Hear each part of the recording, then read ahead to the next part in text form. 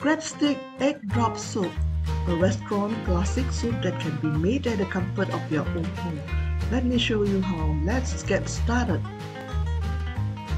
Bring water to a boil, add in salt, ginger, chicken carcass. Let it simmer for 20 minutes and skim away the chicken impurities. My chicken soup broth is ready. Add chicken fillet from this chicken carcass. Add in chicken fillet and mushroom.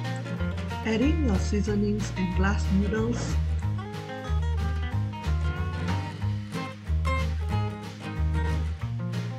QL mushroom crab stick vacuum pack comes in compact packaging that can be easily stored in the freezer while saving space. It's my busy life in cooking so easy, conveniently delicious, and it is so easy available. Bring to a boil, gently drop the eggs into the soup. Just let it set for a couple of seconds before stirring.